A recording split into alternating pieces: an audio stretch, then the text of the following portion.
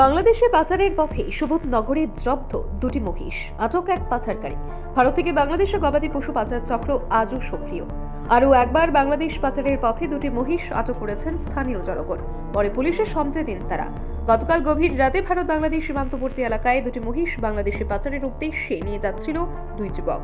পরে কাটিগড়ার সুবোধনগরে মহিষ দুটোকে জব্দ করেন স্থানীয় মানুষ।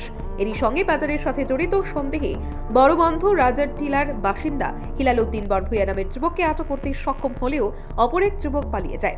পরে স্থানীয় মানুষ দুটি মহিষ সহ হিলালকে পুলিশের হাতে তুলে দেন।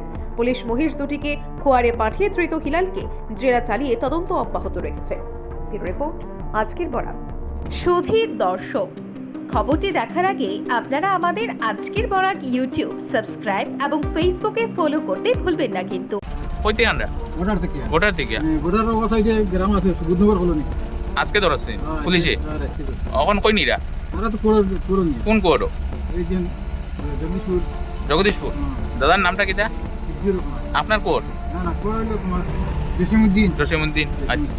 বাংলাদেশে পাচারের পথে সুবোধনগরে জব্দ দুটি মহিষ, আটক এক পাচারকারী। ভারত থেকে বাংলাদেশে গবাদি পশু পাচার চক্র আজও সক্রিয়। আরও একবার বাংলাদেশ পাচারের পথে দুটি মহিষ আটক করেছেন স্থানীয় জনগণ।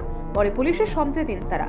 গতকাল গভীর রাতে ভারত বাংলাদেশ সীমান্তবর্তী এলাকায় দুটি মহিষ বাংলাদেশে পাচারের উদ্দেশ্যে নিয়ে যাচ্ছিল দুই যুবক। পরে কাটিগড়ার সুবোধনগরে মহিষ দুটোকে জব্দ করেন স্থানীয় মানুষ।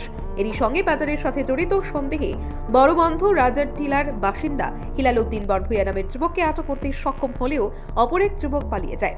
পরে স্থানীয় মানুষ দুটি মহিষ সহ হিলালকে পুলিশের হাতে তুলে দেন। পুলিশ মহিষ দুটিকে খোয়ারে পাঠিয়ে ধৃত হিলালকে জেরা চালিয়ে তদন্ত অব্যাহত রেখেছে। ব্যুরো রিপোর্ট, আজকের বরাক। সুধীর দর্শক, খবরটি দেখার আগে আপনারা আমাদের আজকের বরাক ইউটিউব সাবস্ক্রাইব এবং ফেসবুকে ফলো করতে ভুলবেন না কিন্তু। কইতে আমরা ভোটার থেকে ভোটার সাইডে গ্রাম আছে সুবোধনগর কলোনি। আজকে ধরছে পুলিশে এখন কই নিরা ওরা তো করো নি কোন কোড এই যে জগদীশপুর। দাদার নামটা কিটা আপনার কোড? না না কোড়া হলো তোমার জসিমউদ্দিন। আচ্ছা।